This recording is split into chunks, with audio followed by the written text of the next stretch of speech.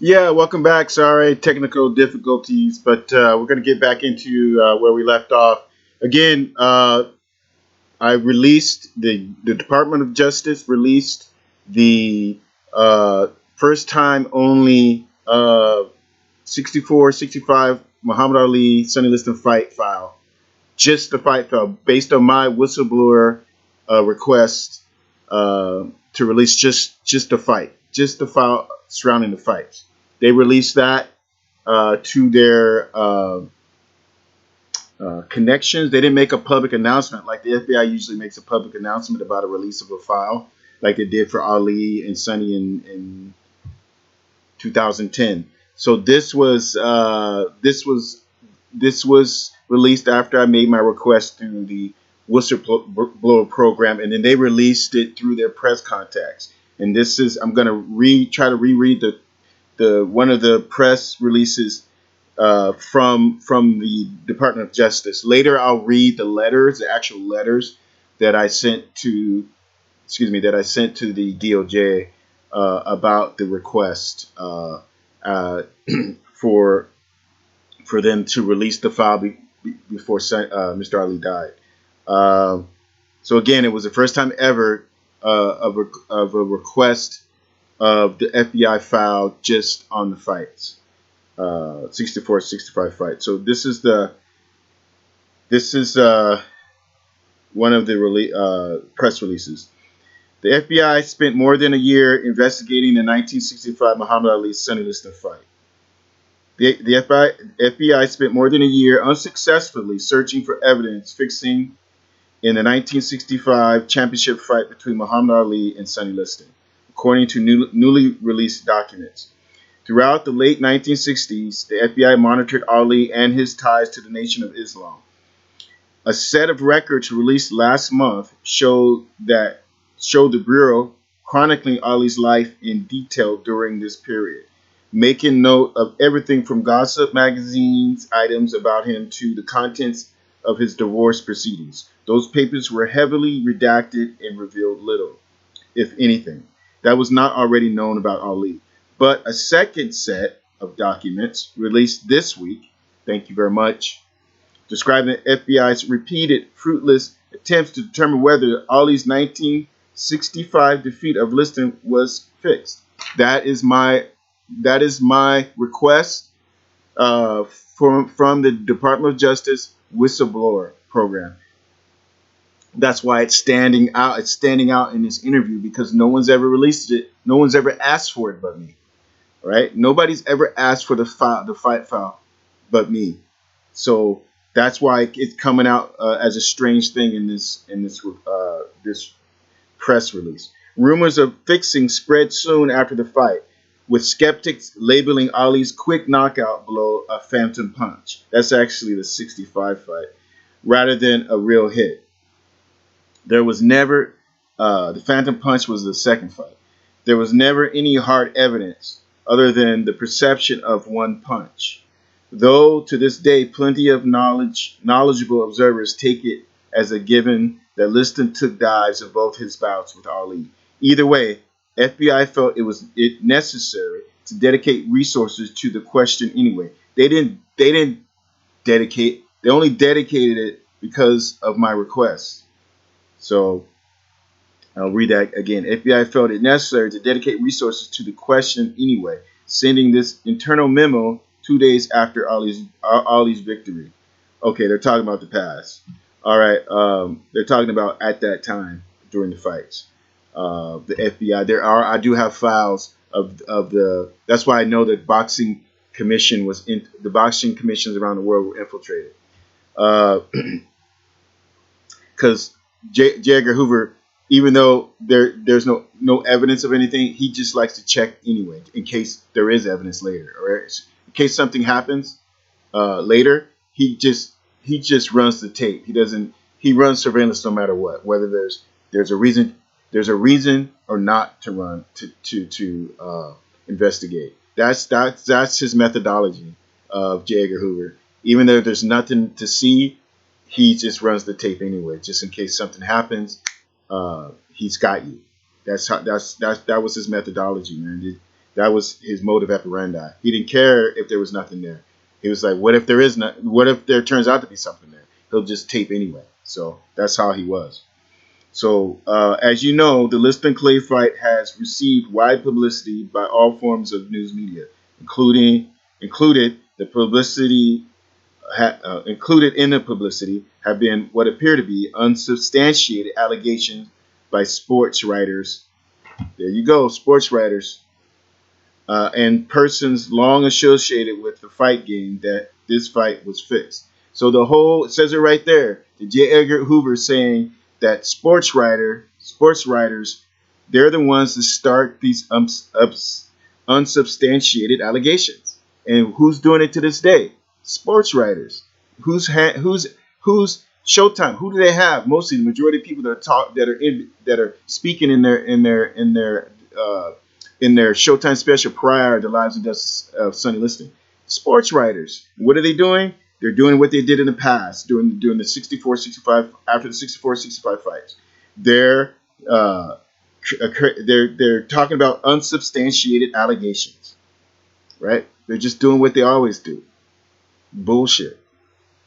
Spread rumors and allegations. That's how the sports writers are. So you got to take everything they say with a grain of salt. In any case,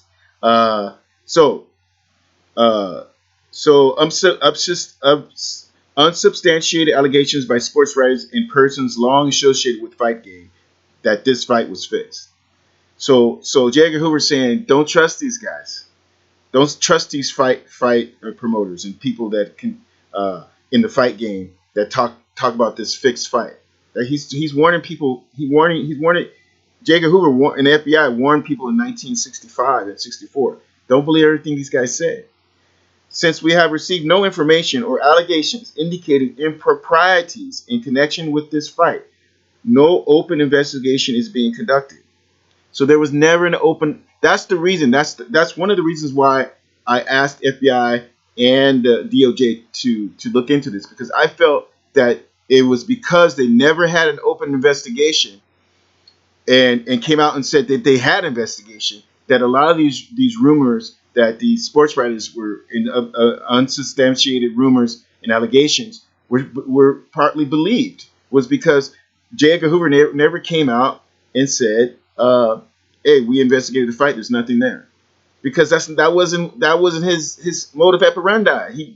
He was all about surveillance. So when I went back to the FBI years later, after Geraldine died in 2005, I said, you guys are partly responsible by why there's so many rumors and why there's so many allegations, and why the society is believing all these sports writers and news and movies and books. It's because you guys never announced your investigation of the fights. That's why I wanted them I wanted the DOJ and the FBI to release the fight file only, so to prove that they investigated the fight. Because to this day, until I did that, no one knew that they investigated the fights.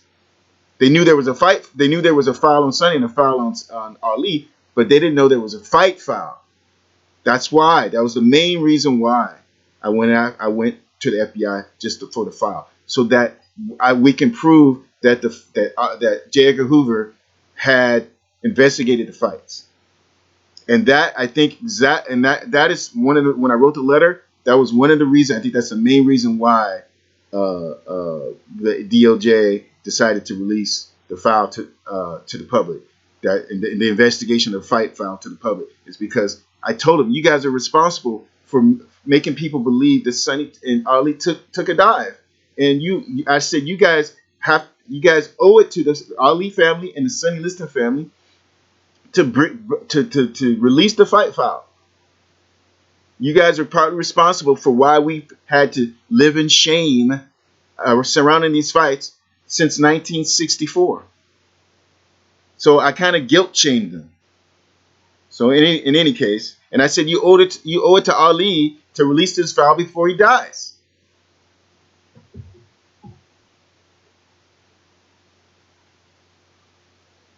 So it ends this way: since we have received no information or allegations indicating, and this is the FBI back in the day. Since we have received no information or allegation indicating improprieties in connection with this fight, no open investigation. There it is. They never opened it. That's what caused all this innuendo and rumors. They never opened it. They never had an open investigation. That's what I said. That's when I went to FBI and I went to the DOJ. I said, it's your fault because you never announced that you never announced an investigation. You never had an open investigation. So there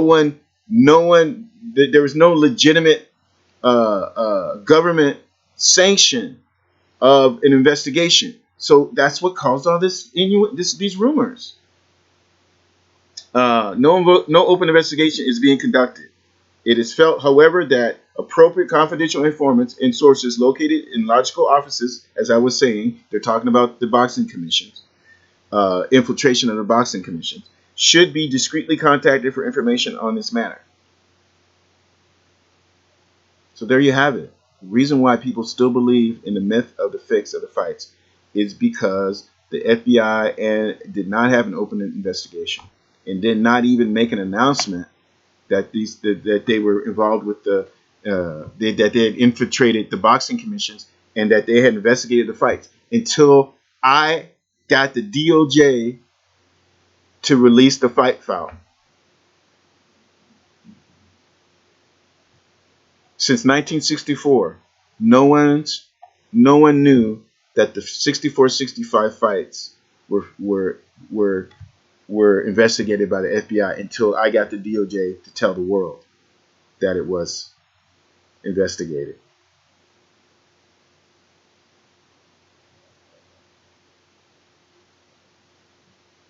And it's because of J. Edgar Hoover and his process of his investigation techniques that the world never knew that the fights were already considered not a fix by the FBI. But I told the DOJ and the FBI that it's their fault that the Ali family and the Liston family have had to live in shame all these years, thinking that that the fights were fixed. So Geraldine Liston is right again. She told the world, if the fights were fixed, I didn't see any money from them. So there, she's right again. She knew more about the fights than anyone on the planet. So we're going to get into more and more of the fight. So now you know there was an investigation, but it wasn't an open investigation around the fights. And then after Mr. Ali died, then the Ali family, I think there was a lawsuit against the FBI to get them to release the file on Mr. Ali after the release of the fight file. They did a separate investigation. So I don't know if the fight file was part of that lawsuit or not, but yeah. So it took me. Yeah, that article was. Yeah, how old is that article? That article was 2017. That article came out. So from 2000, Geraldine, I've been talking to the FBI since 2005, and it took till 2017 to release the fight file based on my whistleblower request. So the fight, this Ali Liston fight, 64, as they say in Showtime, it wasn't a mystery to the FBI.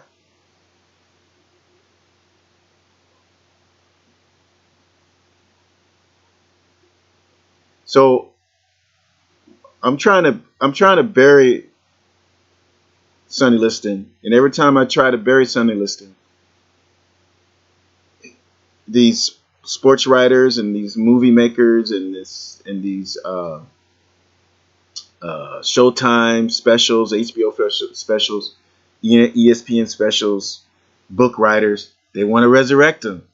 I guess that's why they entitled the Showtime special "The Lives and Deaths of Sonny Liston," because the myth of Sonny Liston never dies. Right? The myth of Sonny Liston never dies. So that's it. We're gonna get into more of the fight. Uh, Now you know that there was not an open investigation, but there was an investigation on the fights. Thanks for listening, and we're here to set the record straight. And so I hope you keep listening. And I got plenty of information. I got 15 years of research. Uh, uh, and It's my hope to and by the way, again, Geraldine Liston helped write Night Train, the movie Night Train that was supposed to be out in 2005. Tom Cruise, I think, and Ben Raines was supposed to produce, but there was a fight over distribution, and they wanted to give my grandmother only $100,000, not to put her name on the finished work. It was they made two scripts. Shane Salerno made two scripts out of that. So the reason why it never was released was because they never got off the ground with the distribution. That kind of shut it down. So Tom Cruise left to do his Mission Impossible movies, and then I guess Ving Rhames did his version of it called Phantom Punch, which he based it around a prostitute that Sonny was seeing. But he's got the thing about Phantom Punch, the relationship that he has with that Sonny has with the prostitute. It's how he the time frame. Ving Rhames, you fucked it up. You fucked up the time frame. You got the how she's meeting, where they're meeting, the time in history that they're meeting. That's not the time in history that they met. So Ving Rhames, he wanted to do his Night Train, but because of contractual agreements, he couldn't make it look like Night Train because the script was already done. The two scripts already been done by Shane Salerno. So he made Night Train, but he couldn't focus on the same aspect of the story that my grandmother helped create, because it was based on her experience. She was so happy to finally make a movie based on her experience with Sonny. That's why I've been trying to get the Paramount Pictures since 2005 to release it, let me buy it, let me direct it, so that people can see what she always wanted to hear, what she always wanted it to say about Sonny. It's probably the most accurate script ever made about Sonny that's never been released. So Ving Rhames made his movie, and so he couldn't focus on certain aspects of Night Train in his movie. So he just focused on this kind of fictional relationship that Sonny had. Yeah, he had a relationship with her, but he put her at the beginning of the film, I guess to give him some type of plot and subplot. But the time frame, it's all whack. He didn't meet her at that time in history. So I think he put her in that relationship in the beginning so he can have some kind of plot to extend the story. He wanted to create a storyline, so he used the prostitute early on in Sonny's career rather than in the real time frame where he really met her, which was much later. So he kind of based the movie around that relationship, which is totally fictitious. I mean, like I said, he had a relationship with her, but Sonny never spent time with women like that. He had to get back to Geraldine. He didn't have a that's totally made up, that relationship. He made it some kind of long-term relationship.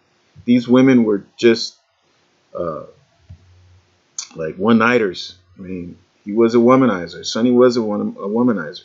Okay, so yeah, but the way he was depicted, the relationship was depicted in Phantom Punch was totally made up. So Ving Rhames, you're full of shit. All right. I just had to get that out.